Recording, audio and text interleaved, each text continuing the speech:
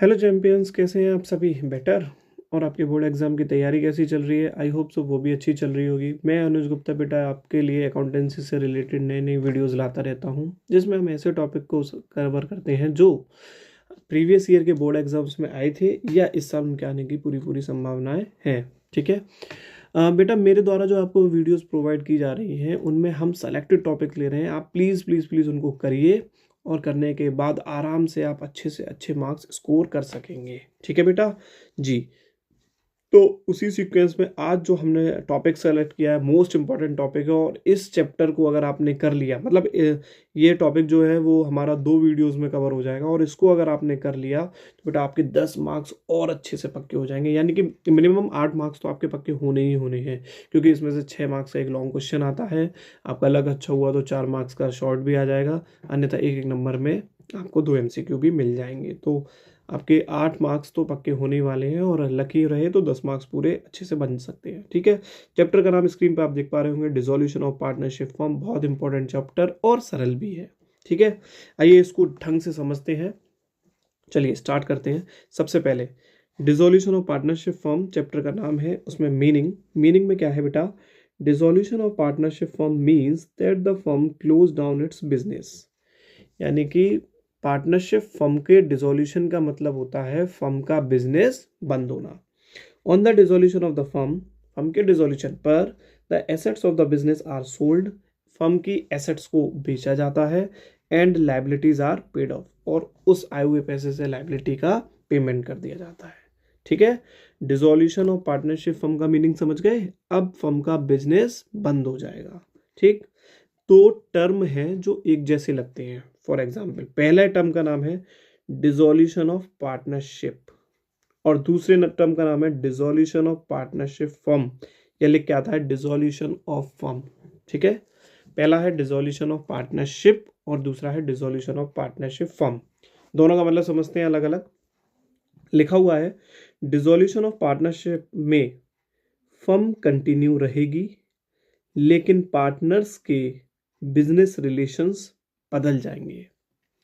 इससे हम क्या समझे कि डिसोल्यूशन ऑफ पार्टनरशिप का मतलब होता है कि पार्टनर्स के बीच में जो भी पार्टनरशिप डीड थी या जो भी बिजनेस रिलेशंस थे वो खत्म होके नए रिलेशंस बनेंगे, लेकिन फर्म का बिजनेस चलता रहेगा।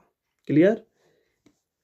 अब ये डिसोल्यूशन ऑफ पार्टनरशिप कब कब हो सकती है, यानी कि पार्टनर्स के रिलेशन कब कब खत्म होते हैं, ऐसी कौन कौन सी कंडीशंस हैं? तो पहला, change in profit sharing ratio.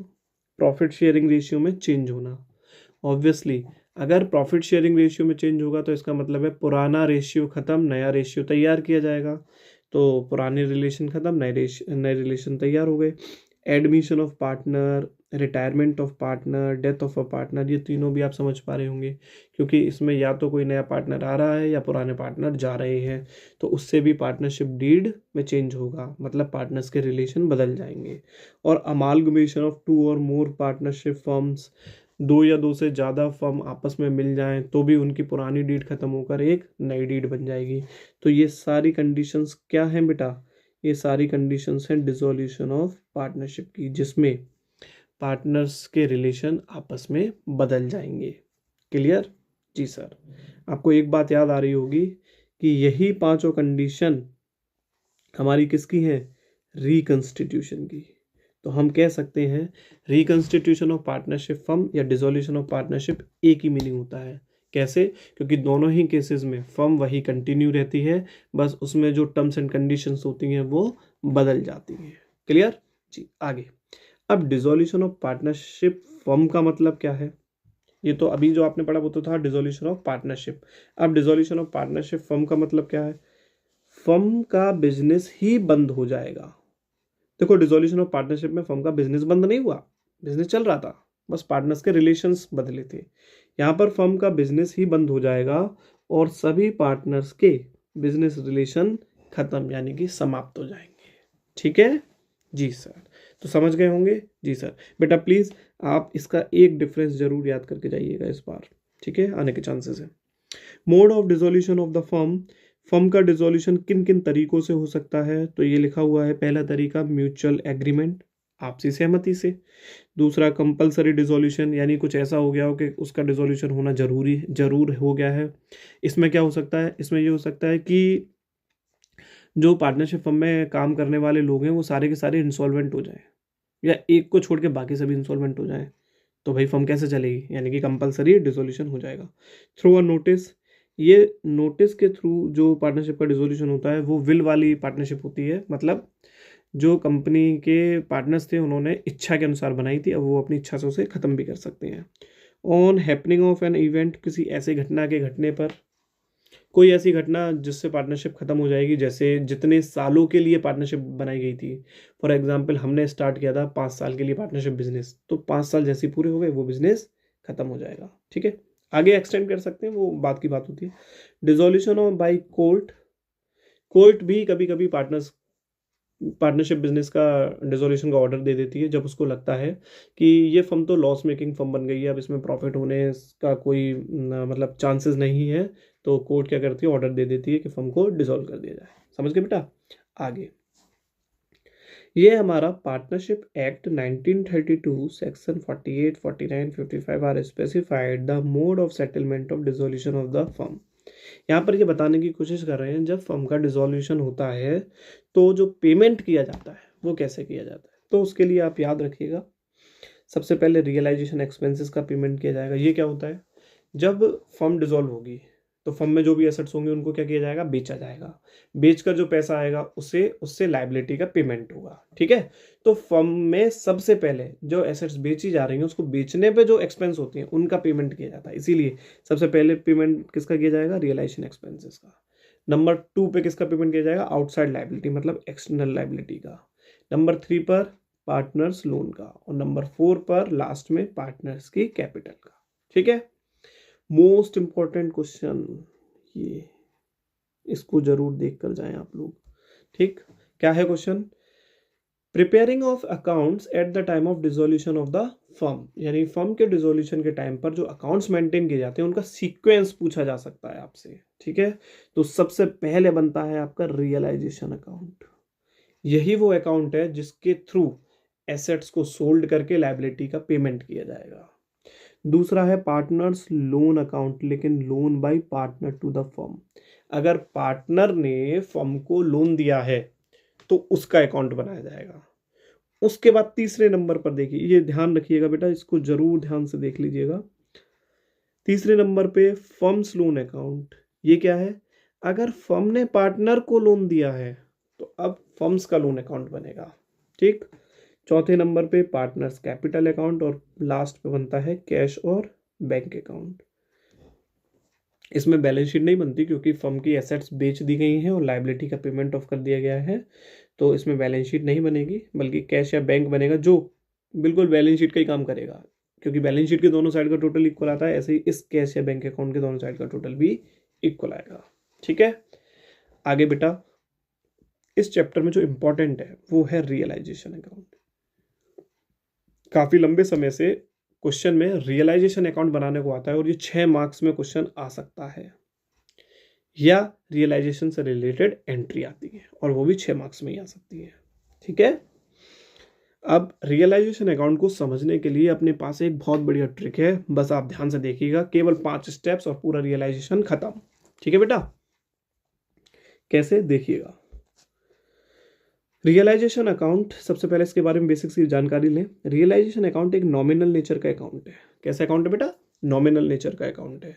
अब नॉमिनल नेचर का अकाउंट है तो जितने भी घाटे होंगे वो डेबिट में और जितने भी फायदे होंगे वो क्रेडिट में। ठीक, अब ये एक ऐसा अकाउंट है जो पूरी होल लाइफ में, पार्टनरशिप की होल लाइफ में सिर्फ एक ही बार बनेगा, 1 टाइम ओपन किया जाता है। क्यों, क्योंकि भाई पार्टनरशिप खत्म हो रही है। अब जब पार्टनरशिप खत्म होती है तो उसकी एसेट्स को बेचने के और लायबिलिटी का पेमेंट करने के लिए जो अकाउंट बनाया जाता है उसको बोलते हैं रियलाइजेशन। अब इससे पहले ये बनेगा नहीं और पार्टनरशिप खत्म हो गई तो उसके बाद बनने का कोई मतलब नहीं। तो ऐसा अकाउंट जो पार्टनरशिप फर्म के होल लाइफ में एक बार बनता है, एक बार ओपन किया जाता है, उसे बोलते हैं रियलाइजेशन अकाउंट। ठीक है, अब इसको सीखने के लिए हम एक क्वेश्चन का उदाहरण लेंगे, है ना, और उससे इसको सीख लेंगे। और रियलाइजेशन से रिलेटेड कुछ मोस्ट इंपॉर्टेंट रूल्स हैं जो मैंने यहाँ पर लिख दिए। अगर आपको ये याद हैं या ये आपको आते हैं तो आपका रियलाइजेशन अकाउंट बहुत सरल हो जाएगा। चलो थोड़ा सा जान लेते हैं। पहला नियम है, if the realisation value of intangible asset, sorry tangible asset, tangible, if the realisation value of tangible asset is not given, अगर क्वेश्चन में टेंजिबल एसेट की रियलाइजेशन वैल्यू यानी कि सोल्ड वैल्यू नहीं दी है, ठीक है बेटा, नहीं दी है, तो क्या मानेंगे, टेंजिबल एसेट्स आर सोल्ड या रियलाइज्ड एट बुक वैल्यू, तो जितने किए उतने पर उसे बेच दिया जाएगा, ऐसा माना जाएगा। If the realisation value of intangible asset, कौन सी बेटा, इंटेंजिबल एसेट, अगर इंटेंजिबल एसेट की रियलाइजेशन वैल्यू नहीं दी है तो उसे क्या मानेंगे, रियलाइज्ड एट जीरो, मतलब उससे कोई पैसा नहीं मिलेगा, वो जीरो वैल्यू पर बिकेगी। तीसरा, if payment of any liability is not given, अगर लाइबिलिटी का पेमेंट नहीं दिया गया है तो it will be paid at book value, तो उसे किस वैल्यू पर पे किया जाएगा सर, बुक वैल्यू पर। चौथा, गुडविल, बेटा ये नंबरिंग को थोड़ा सा इग्नोर कर देना प्लीज, ठीक है बेटा, ये नंबरिंग को जरा इग्नोर कर देना पॉइंट वाइज। तो आगे लिखा हुआ है चौथा, if goodwill account is given under asset it will not be हाँ, अगर एसेट में गुडविल अकाउंट पड़ा हुआ है, तो अभी तक जितने भी चैप्टर थे उसमें हम क्या करते थे, गुडविल को राइट ऑफ करते थे ओल्ड पार्टनर्स में, ओल्ड इश्यू में, लेकिन अगर एसेट के अंदर गुडविल पड़ी हुई है तो इस चैप्टर में, ये ओल्ड गुडविल होती है ना, इस चैप्टर में it will not be distributed, इस चैप्टर में गुडविल को डिस्ट्रीब्यूट नहीं किया जाएगा। क्यों, क्योंकि वो इंटेंजिबल एसेट्स है और इंटेंजिबल एसेट्स को बेचा जा सकता है, तो वो बेच दी जाएगी अगर उसकी सेल वैल्यू दी हो, और नहीं दी हो तो जीरो पे बिकेगी, यानी कि इस चैप्टर में गुडविल को रिटन ऑफ नहीं किया जाएगा। अगला है, if any liability is taken over asset, बहुत इंपॉर्टेंट, बहुत ज़्यादा इंपॉर्टेंट है। If any liability is taken, कोई लाइबिलिटी ने कोई एसेट ले लिया अपने फुल सेटलमेंट में, अगर कोई लाइबिलिटी किसी एसेट को ले लेती है अपने फुल सेटलमेंट में, तो both the assets and liabilities are not recorded in realisation account, तो उन दोनों में से रियलाइजेशन में कुछ नहीं लिखा जाएगा, क्योंकि नो प्रॉफिट नो लॉस वाली सिचुएशन है।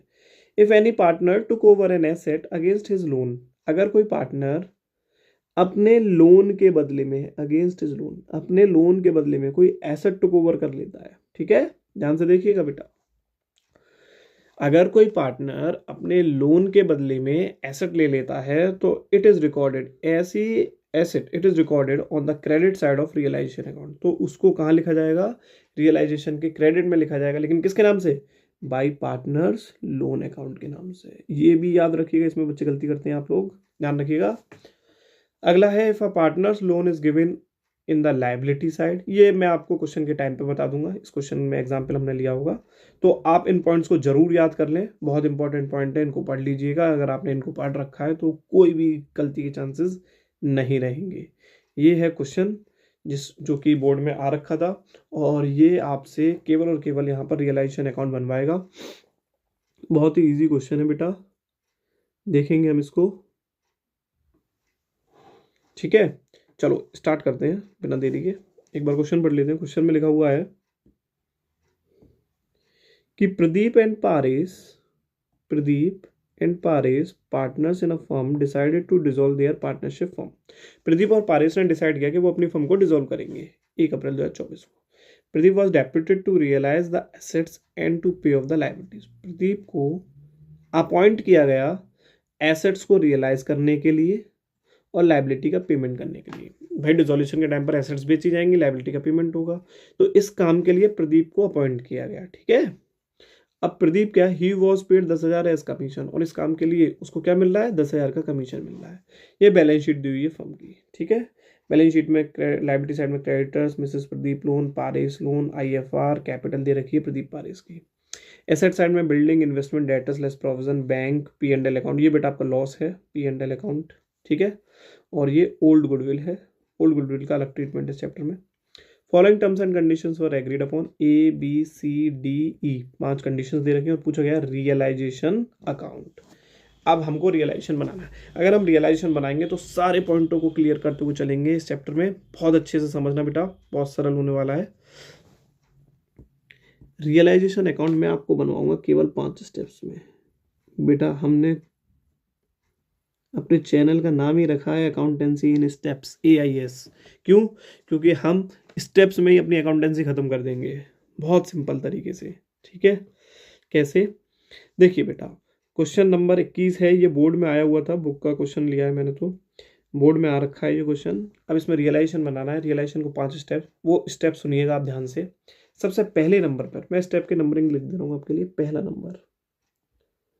पहले नंबर पर जो भी एसेट्स हैं उनको रियलाइजेशन में ट्रांसफर कर लीजिए टू सन्ड्री एसेट्स। लेकिन याद रखिएगा, इसमें वही एसेट ट्रांसफर कीजिएगा जो कैश में कन्वर्टेबल है, यानी कि जो कैश में बदल सकती हैं। जितनी भी एसेट्स हैं, क्योंकि हम सोल्ड करेंगे ना उनको, तो पहले उसको ट्रांसफर करिए रियलाइजेशन में। जैसे क्या क्या आएगा? बिल्डिंग, इन्वेस्टमेंट, डेटर्स, बैंक खुद कैश होता है इसलिए वो कैश में कन्वर्ट नहीं होगा। P&L लॉस, ये कैश में कन्वर्ट नहीं होगा। गुडविल हो जाएगी, है ना? तो बिल्डिंग, इन्वेस्टमेंट, डेटर्स और गुडविल। बिल्डिंग, इन्वेस्टमेंट्स, डेटर्स और गुडविल। ठीक है बेटा, बिल्डिंग, इन्वेस्टमेंट, डेटर्स और गुडविल। डेटर्स के आगे एक प्रोविजन पड़ा हुआ है मेरे बच्चे, याद रखें। प्रोविजन को लाइबिलिटी में लिखते हैं, अगेंस्ट में लिख दीजिएगा। अभी बताऊंगा क्या है ये। Provision for DD। कोई भी एसेट्स अगर उससे रिलेटेड आपको कोई भी प्रोविजन या रिजर्व दिखता है, तो एसेट अगर आपने इस साइड लिखी हुई है, किस साइड लिखी हुई है? अगर एसेट्स आपने यहाँ डेबिट में लिखी हुई है और उसका कोई भी प्रोविजन रिजर्व है, तो वो क्रेडिट में उसके अगेंस्ट में लिखा जाता है। ठीक है जी सर, याद रखिएगा, गलती होने का कोई चांसेस नहीं रहेगा ऐसे करेंगे तो। अब बिल्डिंग कितने की थी? 3,30,000, 71,400, 3,00,000। आउटर कॉलम में लिख देते हैं, 2 बार टोटल नहीं करना पड़ेगा। 3,30,000 और डेटर्स में टोटल वाला डेटर्स लेना 71,400, ये वाले। ठीक है, और गुडविल 10,000। ठीक जी सर। अब दूसरा स्टेप, पहला स्टेप हो गया टू सन्ड्री एसेट्स। इसमें वो सभी एसेट्स आएंगी जो कैश में कन्वर्ट हो सकती हैं। ठीक है बेटा जी सर। दूसरा है provision for doubtful debts. Sorry, दूसरे स्टेप में आता है बाई सन्ड्री लाइबिलिटीज।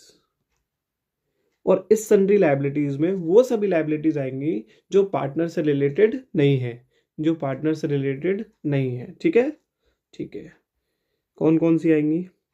तो देखो भाई, क्रेडिटर्स ये पार्टनर से रिलेटेड नहीं होते इसलिए आएंगे। मिसेस प्रदीप लोन ये पार्टनर से रिलेटेड नहीं है इसलिए। बेटा ये प्रदीप नहीं है, प्रदीप तो पार्टनर है, मिसेस प्रदीप है ये, है ना? प्रदीप की वाइफ है, तो बिजनेस में कोई रिलेशन नहीं है हमको, घर वाले रिलेशन हमको नहीं चलाने हैं, इसीलिए ये आएंगे, है ना? ये पार्टनर से रिलेटेड नहीं है। पारेस लोन नहीं आएगा बिकॉज ये पार्टनर से रिलेटेड है। ठीक है। IFR सर जरूर आएगा, क्यों? क्योंकि इन्वेस्टमेंट क्वेश्चन में पड़े हुए हैं, तो IFR लिखा जाएगा। तो क्रेडिटर्स, मिसेस प्रदीप लोन और IFR। Creditors, Mrs Pradeep loan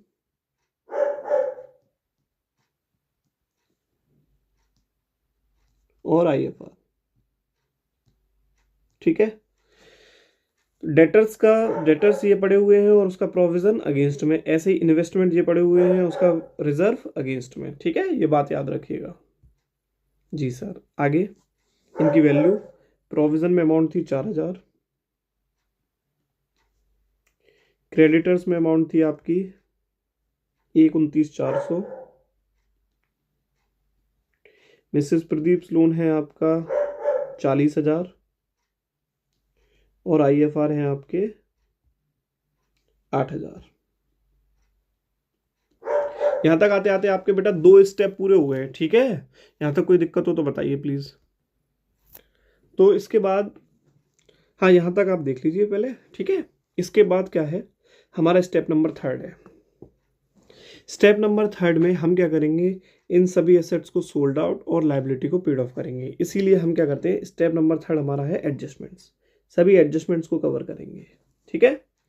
अब एडजस्टमेंट को कवर करने से पहले स्टेप नंबर 3 को करने से पहले आपको इतना पता होना चाहिए, कोई भी एसेट सोल्ड होती है क्रेडिट साइड में।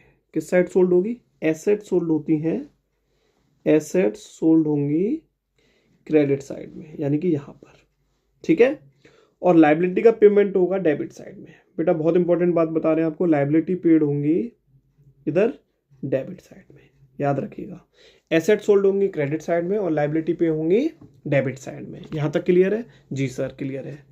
और जब भी हम एसेट को सोल्ड करेंगे तो किस नाम से करेंगे? क्रेडिट साइड में करेंगे। बेटा नाम केवल 2 ही चलते हैं इस चैप्टर में। पहला, अगर कोई एसेट सोल्ड हो रही है तो वो बैंक के नाम से होगी, और अगर उसी एसेट को कोई पार्टनर ले रहा है तो बाई पार्टनर के नाम से। बस इन 2 के अलावा कोई नाम नहीं आएगा। ऐसे ही लाइबिलिटी का पेमेंट हो रहा है तो टू बैंक के नाम से होगा। बैंक या कैसे एक ही बात होती है, आपको पता होना चाहिए। और अगर कोई पार्टनर ले रहा है तो टू पार्टनर के नाम से लिखेंगे। ठीक है मेरे बच्चे? जी सर। तो हम समझ गए होंगे। थर्ड स्टेप हमारा क्या है? थर्ड स्टेप में हम इन सभी एडजस्टमेंट्स को कवर करेंगे। एडजस्टमेंट्स में जो भी एसेट होंगी वो क्रेडिट साइड में सोल्ड होंगी और जो भी लाइबिलिटी होगी वो डेबिट साइड में पे होगी। नाम 2 ही, बाई बैंक या बाई पार्टनर, टू बैंक या टू पार्टनर। ठीक है, चलो करते हैं बच्चे। देखो पहली एडजस्टमेंट है, Pradeep agree to pay his wife's loan. Pradeep agree हो गया, ये लिखा हुआ है, प्रदीप एग्री हो गया अपनी पत्नी का लोन पे करने के लिए। अब वाइफ का लोन पे करेगा प्रदीप, यानी लाइबिलिटी, और लाइबिलिटी किस साइड ली जाएगी बेटा? Debit side sir, debit side में। किसके नाम से लेगा? देखो बेटा पार्टनर ले रहा है तो किसके नाम से आएगा? पार्टनर के नाम से, यानी टू प्रदीप्स कैपिटल अकाउंट। यहां पर वैल्यू नहीं दी, केवल ये लिखा हुआ है, तो बुक वैल्यू पर लेगा, है ना, बुक वैल्यू पर पे करेगा, यानी कि पूरे 40,000। क्लियर मेरे बच्चे? जी।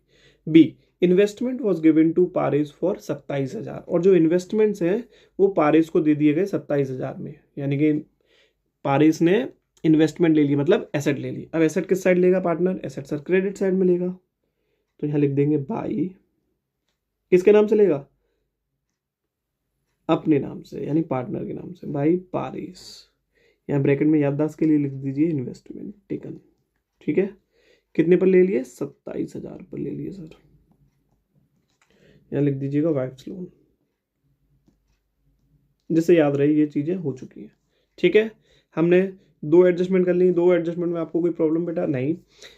सी, बिल्डिंग रियलाइज्ड 3,50,000। रियलाइज मतलब सोल्ड होता है ना, बिल्डिंग सोल्ड हो रही है 3,50,000। एसेट सोल्ड हो रही है बेटा, एसेट किस साइड सोल्ड होगी? सर क्रेडिट साइड बताया आपने, तो बाई किसके नाम से सोल्ड होगी? By bank account. Assets sold के नाम से आप हेडिंग बना लें। ठीक है, एसेट सोल्ड हो रही है तो बैंक के नाम से होगी, तो बाई बैंक के नाम से आप हेडिंग बना लें, और पहले नंबर पे एसेट बेच दीजिए, क्या है? Building.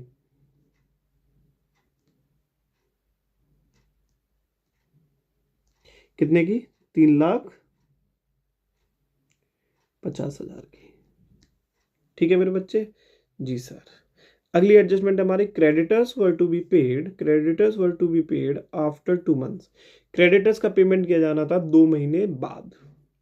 They were paid immediately at 10% discount पर एनम, और उन्हें तुरंत पेमेंट करना पड़ा क्योंकि फर्म बंद हो रही है। तो क्रेडिटर्स का पेमेंट करना था हम लोगों को 2 महीने बाद करते हैं हम, लेकिन उनको हमें आज ही पेमेंट करना पड़ रहा है, यानी कि 2 महीने पहले। और वो भी हमने किस पर किया है? 10% की डिस्काउंट पर। तो बताओ, जब 2 महीने का पेमेंट पहले कर देंगे तो 2 महीने की डिस्काउंट नहीं मिल जाएगी? जी सर मिल जाएगी। तो क्रेडिटर्स का पेमेंट किस साइड होगा? क्रेडिटर्स लाइबिलिटी है, लाइबिलिटी का पेमेंट किधर होता है? डेबिट में। अब पेमेंट करना है किसके नाम से करोगे? देखो भाई नाम 2 ही है, पार्टनर का या बैंक। पार्टनर दिया हो तो पार्टनर का लिख देना। अब इस एडजस्टमेंट में पार्टनर का नाम तो दिया नहीं है कहीं भी, इस पूरी एडजस्टमेंट में पार्टनर का नाम तो मेंशन है नहीं, तो किसके नाम से पे करोगे? सर बैंक के नाम से, टू बैंक अकाउंट। हेडिंग बना लीजिएगा लायबिलिटी पेड। ठीक है, अब यहां लिख लो पहले नंबर पे क्रेडिटर्स। क्रेडिटर्स हैं कितने? क्रेडिटर्स हैं आपके 1,29,400। ये आपको यहाँ दिख जाएंगे, ये रहे 1,29,400, और इनका पेमेंट हो रहा है 10% की डिस्काउंट पर। तो डिस्काउंट हमको निकालनी पड़ेगी बेटा। डिस्काउंट निकालने के लिए मैं आपको बताऊं कैसे निकलेगी। देखो 1,29,400 का 10% डिस्काउंट है, और पेमेंट कितने महीने पहले हो रहा है, 2 महीने, तो 2 महीने की डिस्काउंट। इसे जब हम सॉल्व करेंगे तो ये हमारा आ रहा है 215 6.6666 आ रहा है, तो हम इसको क्या मान लेंगे 2157, ठीक है, और डिस्काउंट को कर देंगे -2157, ठीक है मेरे बच्चे। तो ये कितना आ जाएगा 2157, तो ये आ जाएगा 1,27,243। क्लियर बेटा? जी सर क्लियर। अब आगे, यहाँ तक एडजस्टमेंट क्लियर हो गई? जी सर हो गई। आगे है रियलाइजेशन एक्सपेंसेस वर 2,500। रियलाइजेशन एक्सपेंसेस है तो ये भी तो हमको पे करने पड़ेंगे, पे करेंगे तो डेबिट में ही करेंगे, ठीक है। ये आपने हेडिंग बना रखी होगी तो इसी में पे कर दीजिए बैंक के नाम से, है ना। ये पेमेंट बैंक के नाम से हो रहा है, बस ये तो हम मेंशन इसलिए कर देते हैं नाम, ताकि हमको याद रहे ये चीज़ें हो गई। रियलाइजेशन एक्सपेंसेस कितने के 2,500, ठीक है। अब आगे कोई एडजस्टमेंट बची है? सर ये एडजस्टमेंट तो खत्म हो गई बेटा, एक ऊपर और दी थी एडजस्टमेंट, ये रही 10,000 कमीशन फॉर ए सर्विस। ऐसा था प्रदीप को आपने अपॉइंट किया गया था रियलाइजेशन ऑफ एसेट्स और लाइबिलिटी के पेमेंट के लिए, और उसको इस सर्विस के बदले में कितने रुपए मिल रहे हैं 10,000, तो ये भी तो कम फर्म पे करेगी उसको जी। तो ये पे करेगी फर्म तो किस नाम से करेगी? सर ये पार्टनर को दिए जा रहे हैं तो पार्टनर के नाम से आएंगे, तो टू प्रदीप्स कैपिटल अकाउंट, और ये क्या हो गया सर? ये हो गया कमीशन, ठीक, कितना 10,000, ठीक है मेरे बच्चे। जी सर। बस बेटा अब आप क्या करिए, इनका टोटल कर दीजिए। अरे नहीं अभी नहीं, अभी नहीं, अभी नहीं, अभी नहीं। टोटल कितने स्टेप बताएं आपको? 5 स्टेप। 5 स्टेप में पहला स्टेप क्या था? To sundry assets. पहला स्टेप क्या था बोलो? To sundry assets. इसमें वो सभी एसेट्स आती थी जो कैश में कन्वर्ट हो सकती हैं, आ गई सर। दूसरे नंबर पे क्या है? By sundry liabilities. इसमें वो सभी लाइबिलिटीज आएंगी जो पार्टनर से रिलेटेड नहीं है, लिख दी थी हमने, ठीक है। तीसरे नंबर पे हमने इन एडजस्टमेंट्स को कवर कर लिया। एडजस्टमेंट्स को कवर करने में हमने देखा कि कोई भी एसेट अगर सोल्ड हो रही है तो वो क्रेडिट में सोल्ड होगी, और कोई भी लाइबिलिटी पे हो रही है तो वो डेबिट में पे होगी। सोल्ड के लिए या पे के लिए नाम दो ही चलेंगे चैप्टर में, कौन कौन से? बैंक और पार्टनर। अगर कुछ नहीं लिखा है तो बैंक, और पार्टनर का नाम दिया है तो पार्टनर, ठीक है जी सर। अब हमारा चौथा स्टेप बेटा, एक बार एसेट्स चेक कीजिए, एसेट्स चेक कीजिए आप, सन्ड्री एसेट्स, क्या कोई एसेट सोल्ड होने से रह तो नहीं गई? देखिए नियम नंबर 1 और 2 आपको मैंने अभी पढ़ाए थे। अगर टेंजिबल एसेट्स की रियलाइज वैल्यू क्वेश्चन में नहीं दी हो, टेंजिबल की, ठीक है, टेंजिबल जिन्हें हम देख से छू सकते हैं, तो टेंजिबल एसेट्स की रियलाइज वैल्यू नहीं दी हो तो टेंजिबल एसेट्स को सेल किया जाता है बुक वैल्यू पर, और अगर इंटेंजिबल एसेट्स की सेल वैल्यू नहीं दी हो तो उसको सेल किया जाता है जीरो वैल्यू पर, ठीक है जी सर। तो भाई चेक करो, देखो ये आपकी एसेट सोल्ड हो रही है, यहाँ पर देखिए कि कौन सी एसेट रह गई है। बिल्डिंग सर सोल्ड हो गई, बिल्डिंग तो हो गई जी। इन्वेस्टमेंट पारिस ने ले लिए थे, हो गए। डेटर्स, डेटर्स बेटा कहीं नहीं आए तो डेटर्स रह गए, और डेटर्स तो टेंजिबल है, तो यहाँ पर डेटर्स को सोल्ड करेंगे, ठीक है, कितने से? बुक वैल्यू से, 71,400 से। क्लियर मेरे बच्चे? जी सर। अब डेटर्स भी सोल्ड हो गए। अब देखिए गुडविल, गुडविल आपकी क्या है? गुडविल आपकी इंटेंजिबल है ना। गुडविल क्या है आपकी? इंटेंजिबल एसेट है, और इसकी सेल वैल्यू कहीं नहीं दे रखी, तो गुडविल को सेल करेंगे क्या? सर नहीं, क्योंकि वो जीरो वैल्यू पर सेल होती है। बस हो गई एसेट्स। ये आपका चौथा स्टेप हो गया बेटा। चौथा स्टेप में हमने क्या किया? चौथे स्टेप में हमने चेक की ये सभी एसेट्स। अब पांचवा स्टेप रह गया, आखिरी स्टेप। पांचवें स्टेप में हम लाइबिलिटीज चेक करेंगे। क्या चेक करेंगे बेटा? लाइबिलिटीज चेक करेंगे। तो लाइबिलिटीज में देखो भाई, कोई भी लाइबिलिटी का पेमेंट होने से रह गया हो तो वो भी बुक वैल्यू पर पे होगी। जैसे प्रोविजन, प्रोविजन का पेमेंट, क्या बेटा? प्रोविजन का पेमेंट होता ही नहीं है सर, प्रोविजन का पेमेंट होता ही नहीं है इसलिए नहीं आएगा।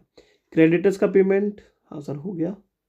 मिसेस प्रदीप्स लोन, हाँ सर प्रदीप ने ले लिया था अपनी पत्नी का लोन, ये भी हो गया। IFR, ये इन्वेस्टमेंट फ्लक्चुएट रिजर्व, प्रोविजंस और रिजर्व्स का पेमेंट नहीं करते क्योंकि वो तो फर्म का ही है, फर्म की प्रॉफिट का हिस्सा होता है, ठीक है, इसलिए कोई पेमेंट नहीं होगा। क्लियर? ये आपका पांचवा स्टेप खत्म। इट मीन्स आपका रियलाइजेशन खत्म। अब आप क्या करें? इसकी टोटलिंग कर लें और देख लें किस साइड का टोटल ज़्यादा है। ठीक है, तो ये आ रहा है आपका 214,004, है ना जी सर। और ये आ रहा है आपका 5 और 2 7, 4 3 9 1 और 2। ठीक है मेरे बच्चे, अब आप टोटलिंग करेंगे इसकी, तो ये देखिए किस साइड का टोटल ज़्यादा है, पहले आपको देखना पड़ेगा। तो क्रेडिट में पड़ा हुआ है टोटल 4,029, 400, 48,000 और 27,000। ठीक है, प्लस 4 21 400। तो बेटा क्रेडिट का टोटल आ रहा है 6,29,800। ठीक है, क्रेडिट का टोटल है 6,29,800, जो ज़्यादा है किससे, डेबिट के टोटल से। क्योंकि डेबिट का टोटल हमने अभी किया था, तो डेबिट का टोटल आपका आ रहा था, कितना आ रहा था सर, अभी बताते बेटा।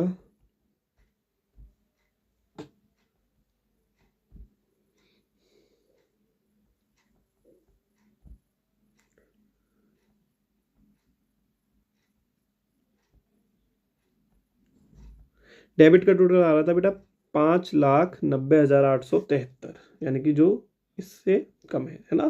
क्रेडिट का ज़्यादा है तो क्रेडिट में से डेबिट घटा देंगे, तो डेबिट में क्या बचता है, बोलो मेरे साथ बेटा, डेबिट में क्या बचता है, 2 प्रॉफिट, जिसे हम गेन भी बोलते हैं, प्रॉफिट ऑन रियलाइजेशन। ये ट्रांसफर कर दिया जाता है ओल्ड पार्टनर्स में, ओल्ड रेशियो में। इस क्वेश्चन में जो पार्टनर्स थे वो कौन थे, प्रदीप और राजेश थे आई थिंक। और किस रेशियो, प्रदीप और पारेश थे, सॉरी प्रदीप और पारेश। और रेशियो नहीं दे रखा है तो इक्वल मान लेंगे। तो प्रदीप और पारेश, रेशियो नहीं दे रखा है तो इक्वल मान लेंगे। और ये प्रॉफिट आ रहा है आपका 629, 800 में से माइनस कर देंगे तो ये आ रहा है 38,927, 38,27। सॉरी बेटा, वो 38,927 नहीं, ये आ रहा है 38 माइनस करने के बाद आ रहा है 38,657। ठीक है, और इनको हम दोनों में बांट देंगे इक्वल रेशियो में, क्योंकि क्वेश्चन में शायद रेशियो गिवन नहीं है, हमने पढ़ा था तो क्वेश्चन में कहीं पर भी रेशियो नहीं दे रखा है। तो क्या मान लेते हैं सर, इक्वल मान लेते हैं जब तक ना दिया हो तो। ठीक है, तो इक्वल मान लेंगे तो ये आ जाएगा आपका 1932,8.5। तो एक को 9 कर लो और एक को 28 कर लो, है ना जी सर। तो बेटा ये है आपका रियलाइजेशन का एक क्वेश्चन, बहुत ही सिंपल, बहुत ही सरल चीज़ें, बस आपको स्टेप्स याद रखनी है। और स्टेप्स याद रखने के लिए मैंने आपको बताया था, पूरा रियलाइजेशन अकाउंट 5 स्टेप में बनता है। और बेटा जी प्लीज़, अगर आपने रियलाइजेशन सीख लिया तो रियलाइजेशन की जो एंट्रीज आती हैं वो बहुत आसान हो जाएंगी। तो इसलिए आप वीडियो को शुरू से लेकर एंड तक देखिएगा, चीज़ों को समझिएगा और इस क्वेश्चन को अपने आप जरूर अटेम्प्ट करिएगा। याद रखिएगा, इसमें 5 स्टेप्स हैं, वो 5 स्टेप्स को आप अच्छे से याद कर लीजिए बस। उसके बाद आपको देखिएगा एंट्रीज बहुत सरल होने वाली हैं। नेक्स्ट पार्ट में हम इसकी एंट्रीज को कवर करेंगे। तब तक के लिए खुश रहिए, तैयारी करते रहिए, पढ़ते रहिए अच्छे से और इन टॉपिक्स को क्लियर करते रहिए अपने। और प्लीज़ अगर अच्छा लगा हो तो लाइक करें, चैनल को सब्सक्राइब करें, अपने दोस्तों के साथ शेयर करें। Thank you so much.